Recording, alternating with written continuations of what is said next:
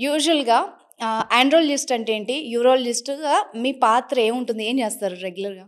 జనరల్‌గా యూరాలజిస్ట్ అంటేను కిడ్నీకి సంబంధించిన అంశాలు. హ్మ్. అంటేను కిడ్నీలో స్టోన్స్ కానీ, తర్వాత కిడ్నీ నుంచి యూరిన్ ఫార్మ్ అయిన తర్వాత వచ్చే యూరెటర్స్ అంటారు. అందులో స్టోన్స్ కానీ, కొందరికి ఈ కిడ్నీస్‌కి, యూరినరీ బ్లాడర్‌కి సంబంధించిన క్యాన్సర్స్ గురించి కానీ, వీటి గురించి జనరల్‌గా డీల్ చేసే సబ్జెక్ట్ యూజువల్‌గా యూరాలజీ. హ్మ్. అవి ఇన్ఫెక్షన్స్ కావచ్చు, స్టోన్స్ కావచ్చు, క్యాన్సర్స్ కావచ్చు. హ్మ్.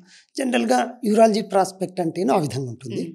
బట్ నేను యాజ్ ఎ యూరాలజిస్ట్ ఈ ప్రాక్టీస్ చేసిన తర్వాత since so many years again I had done my fellowship in andrology. Now I'm Okay. Doing exclusive andrology. ఈ ఆండ్రాలజీలో జనరల్‌గా ఏం డీల్ చేస్తామంటేను ఎక్స్క్లూసివ్ మగవాళ్ళకు హ్మ్. ముఖ్యంగా 2 టాపిక్స్. ఒకటేమో వాళ్ళ సెక్షువల్ ఇష్యూస్. మీరు Okay. ఇందాక అన్నట్లు హ్మ్.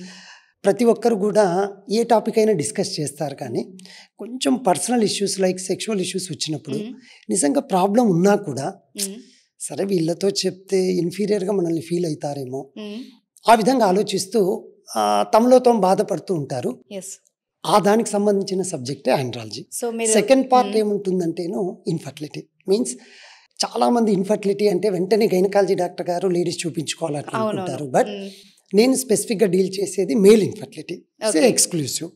అంటే మగవాళ్ళకు అసలు స్పర్మ్ కౌంట్ తక్కువ ఉండి పిల్లలు పుట్టకపోవడము, ఏ విధానాలు పాటిస్తే వాళ్ళ పిల్లలు న్యాచురల్‌గా వస్తారు. సో ఈ విధంగా sexual dysfunctions of male and male infertility. ఈ Okay. 2 టాపిక్స్‌ని డీల్ చేసే సబ్జెక్టే ఆండ్రాలజీ.